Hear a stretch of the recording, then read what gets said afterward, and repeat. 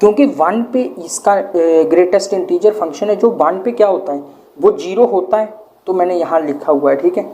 यहाँ ब्लैंक रख दो, क्योंकि एक आइडिया लग जाएगा कि 1 पे ये 0 होता है, 1 नहीं होता।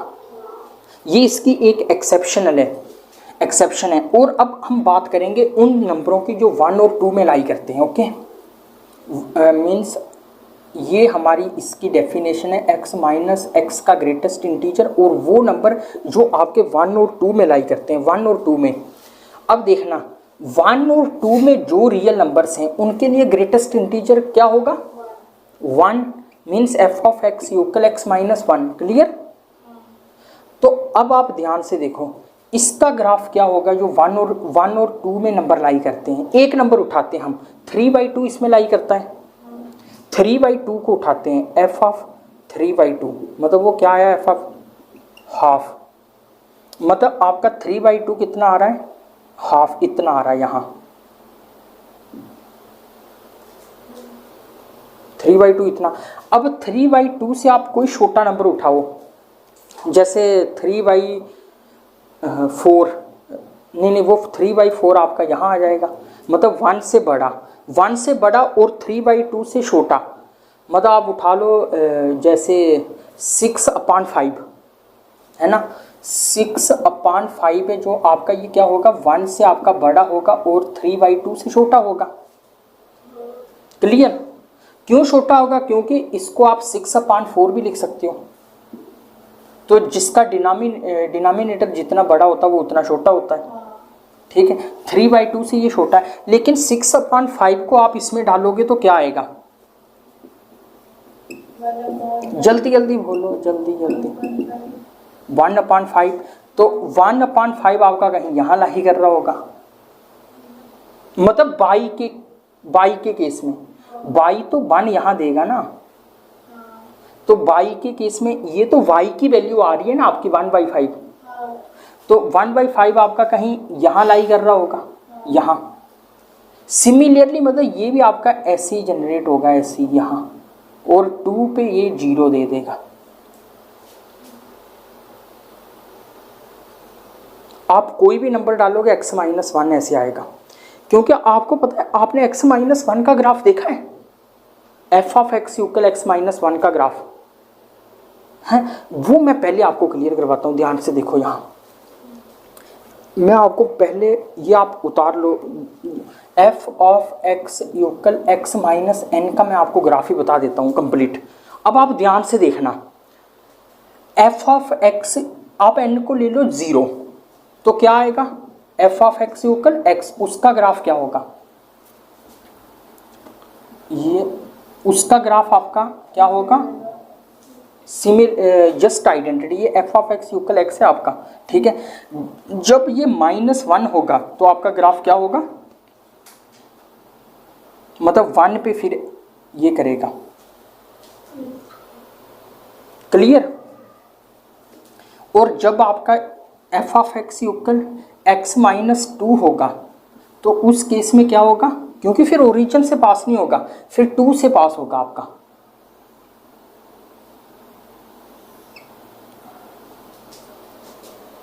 जहाँ पे x मतलब पॉजिटिव हो वहाँ पे y नेगेटिव चल जाएगा। वो डिपेंड करेगा ना, जहाँ x 2 से छोटे हैं उनके लिए y नेगेटिव रहेगा। देखो ना आप यहाँ x को 2 से छोटा डालकर देखो ना, y ऑटोमेटिकली नेगेटिव आ जाएगा। अब मैं आपको x माइनस 1 अच्छे तरीके से बताता हूँ, ज़्यादा एनालिसिस करवाता हूँ उसकी। x माइनस 1 है आपके पास, ठीक है। इसका क्या मतलब, जब भी आपका x 1 से छोटा होगा, जब भी आपका इनपुट 1 से छोटा होगा तो y आपका क्या आएगा, f क्या आएगा, नेगेटिव। जो हमारा ग्राफ बनता है ना वो f बनता है आपका। इनपुट तो आपके रियल नंबर ही होंगे, लेकिन जो ग्राफ बनता है वो आपका f इमेज होती है, वो f की इमेज होती है। आप x कुछ भी डालो, मतलब 1 से छोटे जो भी x होंगे उनके लिए f क्या होगा, नेगेटिव। मतलब ये आपका 1 है, तो मतलब 1 के लिए आपको ऐसे करवा देना, इसे हाफ डाल दो, हाफ 1 से छोटा है, तो half minus 1 is minus half, तो माइनस हाफ आपका कहीं यहाँ आएगा, मतलब कि f माइनस हाफ यहाँ होगा ना, क्योंकि ऊपर पॉजिटिव है तो नीचे नेगेटिव है। तो उसका ग्राफ कैसे बनेगा? वो तो बिल्कुल छोटा हो जाएगा ना। कौन सा? इसका देखो ना, ये हाफ डाला इसमें, ठीक है, F of half, half minus one क्या हुआ? Minus half. तो माइनस हाफ हाफ का कहाँ कहाँ लाई करेगा? हाफ का, एक मिनट, हाफ हाफ का यहाँ लाई करेगा, क्योंकि वन हम यहाँ लाई करवा रहे हैं, हाफ हाफ का यहाँ लाई करेगा, है ना। तो बाई में हाफ इतना ही डिस्टेंस यहाँ से ले लो, हाफ यहाँ लाई करेगा, यहाँ ऐसे आ जाएगा ग्राफ। मतलब मैं तो जस्ट आपको बता रहा हूँ, ये तो कोई ग्राफिकल एनालिसिस थोड़ा कर रहे हैं हम, ग्राफ पे देखकर बना रहे हैं, ये तो मैं जस्ट आपको आइडिया दे रहा हूँ कि हाफ पे ऐसे आएगा, है ना। मतलब कि मेन आपको जो याद रखना है ना, वो कैसे रखना आपको, कि जब भी F of x equal x minus one है, तब पास होगी लाइन ये वन से नेगेटिव, सब नंबर नेगेटिव चले जाएंगे, मेन ये याद रखना आपको। ये वन है आपका, जैसे यहाँ टू होगा, फिर टू से लाइन नीचे को चले जाएगी, मतलब कि फिर 2 से लेके 3 तक जो नंबर होंगे वो आपके 0 1 में लाई करेंगे।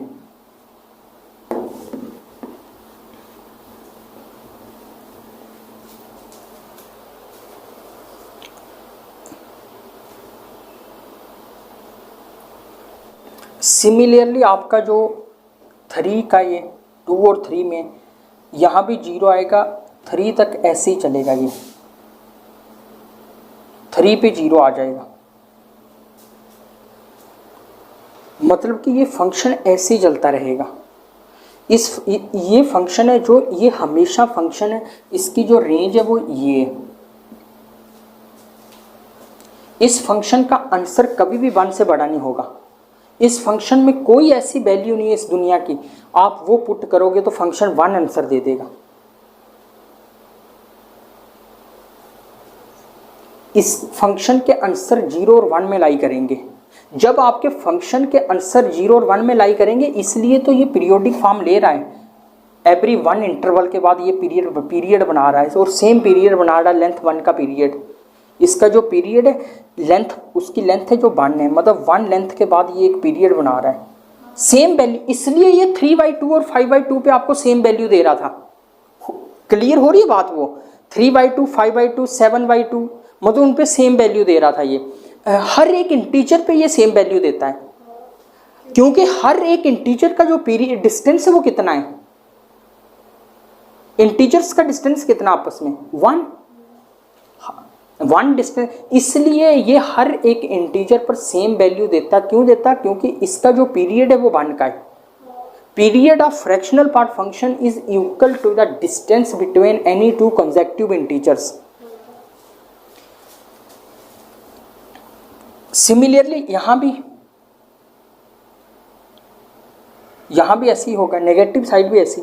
मतलब अब नेगेटिव का ये मैं आपको वर्क दे रहा हूँ, आपने ऑब्जर्व करना है। ये नेगेटिव का ग्राफ बना के लाना आपने, ठीक है। आपने जस्ट वैल्यूज को पुट करना है। अब आप कहोगे कि ये क्या काम हो गया हमारा कि हम 0 और 1 के बीच के सब नंबर डालकर देखें। आप सब नंबर नहीं डालो, आप 4 नंबर डालो, 0 डालो, आप 1 डालो, और फिर इसमें जो हाफ को डाल दो, 1/3 को डाल दो, फिर आप जो 1 के ज़्यादा नियर है 3/4 को डालो।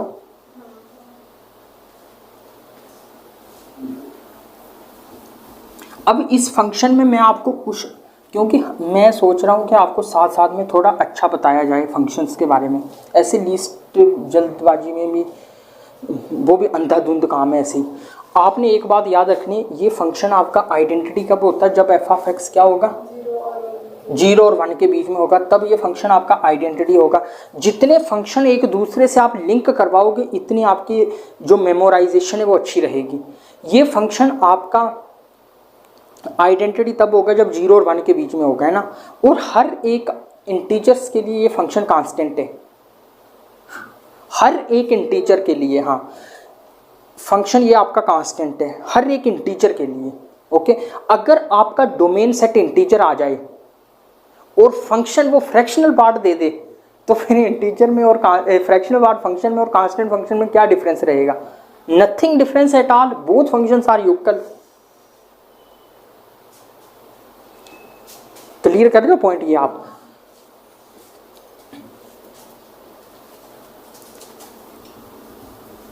अब फ्रैक्शनल पार्ट फंक्शन ये तो आपको अच्छे से क्लियर हो गया होगा आई थिंक। मतलब ये भी आपको हो गया क्लियर, ये f of x equal x minus n का ग्राफ, कि कैसे आपको n से पास करवाना है। वो n क्या होगा, जो n कोई नेचुरल नंबर है, n हमेशा हम डिनोट करते हैं नेचुरल नंबर के लिए। n आपका कोई नेचुरल नंबर है, जहाँ नेचुरल नंबर लाई करेगा वहाँ से आपका ग्राफ पास होगा। और एक बात और याद रखना, जब भी आप x माइनस एन का ग्राफ बना रहे हो, x माइनस एन का ग्राफ बना रहे हो, तो अगर आपका x माइनस एन का आप जब भी ग्राफ बना रहे हो, एक बात कि n से छोटे मतलब कि n से छोटे जितने रियल नंबर हैं उनकी इमेज नेगेटिव होगी। एक बात, उनकी इमेज नेगेटिव होगी। और साथ में जो नंबर n+1 और n में लाई करते हैं, जो नंबर n और n+1 में लाई करते हैं, उनका जो आंसर है वो 0 1 में लाई करेगा। ये भी याद रखना। अब आप n कोई भी नेचुरल नंबर पुट कर सकते हो, यहाँ दुनिया का कोई भी नेचुरल नंबर पुट कर सकते हो यहाँ n। ये x माइनस एन का ग्राफ बता रहा हूँ मैं आपको, मतलब ये x माइनस एन की एक मैं ट्रिक बता रहा हूँ, ये आपको अच्छे तरीके से ऑब्जर्व भी करनी पड़ेगी। मैंने करवा दिया हुआ सब कुछ, ये आपने सिर्फ इनको वैल्यूज़ को पुट कर कर थोड़ा सा ग्राफिकल आइडिया देखना। आपने ये चेक करना है कि क्या x ऐसे लाई करेगा। जब आपका x n और n+1 में होगा तो आपका जो होगा, ठीक है, क्लियर हुआ। ये x, अगर n को 1 ले लूँ मैं, अभी ये मैं आपको प्रूव भी करवाता हूँ। x को n को अगर 1 ले लें, क्योंकि 1 नेचुरल नंबर है एक आपके पास, तो x आपका क्या आएगा यहाँ से 1 और 2 में, है ना। तो अब आपका fx इसका क्या आना चाहिए, 0 और 1 में, ये आना चाहिए ना। अब मैं आपको ये जो हमने पीछे इनइक्वालिटीज की हैं उनको यूज करते हैं अब हम, ठीक है। क्योंकि मुझे क्या लाना है, x माइनस 1 लाना है। यहाँ सब्ट्रैक्टिंग बोथ साइड -1 सेम रहेगी, इनइक्वालिटी चेंज नहीं होगी। सब्ट्रैक्ट से और एडिशन से इनइक्वालिटी चेंज नहीं होती आपकी, तो मैं सब्ट्रैक्ट कर सकता हूँ ना बोथ साइड, है ना। तो -1 आपका बोथ साइड सब्ट्रैक्ट किया मैंने, तो ये क्या आ गया आपका 0, यहाँ x माइनस 1, तो ये 1, क्लियर। तो x माइनस 1 क्या है आपका, तो मतलब आपका f ऑफ x हो गया लाई वहाँ। माइनस क्यों दबाया किसको, -1, तीनों इनइक्वालिटी चेंज नहीं होगी -1 से। -1 करवाया मैंने x माइनस 1 बनाने के लिए x को, तो जब मेरा x माइनस 1 की शेप ले लेगा तो वो फिर f के इक्वल नहीं हो जाएगा पूरा। अगर ये हम n की जगह 3 ले तो n की जगह, हाँ चलो लेते हैं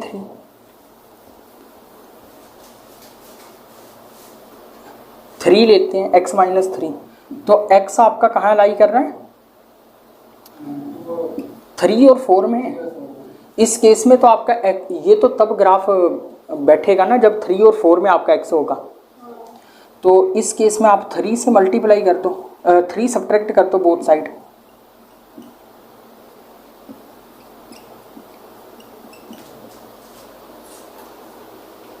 ये हर एक मैंने बता दिया ना आपको, एवरी n आप दुनिया का कोई भी नेचुरल नंबर उसमें पुट करो वो हमेशा सेम आएगा।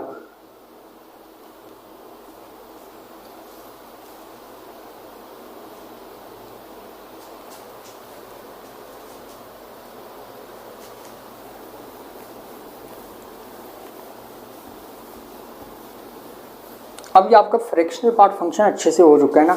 ग्रेटेस्ट इंटीजर भी आपका अच्छे से हो चुका है। ग्रेटेस्ट इंटीजर आपको क्या देता था, हमेशा आंसर इंटीजर ही होता था उसका, है ना। x, हाँ आंसर हमेशा इंटीजर होता था। फ्रैक्शनल पार्ट फंक्शन है, इसका आंसर कभी भी आपका इंटीजर नहीं होगा। इसका हमेशा आंसर है जो वो आपका 0 1 के इंटरवल में लाई करेगा और 0 से क्लोज होगा, 1 से ओपन। फ्रैक्शनल पार्ट फंक्शन जो हमेशा आपका यहाँ लाई करेगा, ये आपका आ गया फ्रैक्शनल पार्ट फंक्शन। और ग्रेटेस्ट इंटीजर फंक्शन है जो ये हमेशा आपका z में लाई करता है, मतलब इसका आंसर हमेशा z ही आएगा, कोई इंटीजर ही आएगा आपका। स्मॉलेस्ट का भी सेम आएगा, कोई इंटीजर ही आएगा। कितने फंक्शन हो चुके हैं हमारे, 11। अब हम पहले थोड़ा सा उसको लॉग और एक्सपोनेंशियल फंक्शन है उनको थोड़ा सा हम डिटेल मार लगा लेते हैं उनकी, है ना, क्योंकि जितना ऐसी लिस्ट हम अंधाधुंध चलाएंगे तो फिर आगे वाले जो फंक्शन है उनमें प्रॉब्लम क्रिएट होगी। जैसे हमने आइडेंटिटी फंक्शन को किया था ऐसे F of x equal X ही के, सिर्फ आइडेंटिटी को आइडेंटिटी मानकर चले थे, आगे डिटेल नहीं देखी। फिर आगे मतलब कि वो फ्रैक्शनल पार्ट फंक्शन ने हमें कंपेल किया कि नहीं भैया ऐसे काम नहीं चलेगा, आपको पूरे एंड पे देखना पड़ेगा। अब हम करते हैं लॉगरिथम एंड, आप ना लॉगरिथम और एक्सपोनेंशियल फंक्शन को ना दोनों को कंपेयर कर करो, क्योंकि ये दोनों एक दूसरे के इनवर्स फंक्शन है, लॉगरिथम और एक्सपोनेंशियल फंक्शन।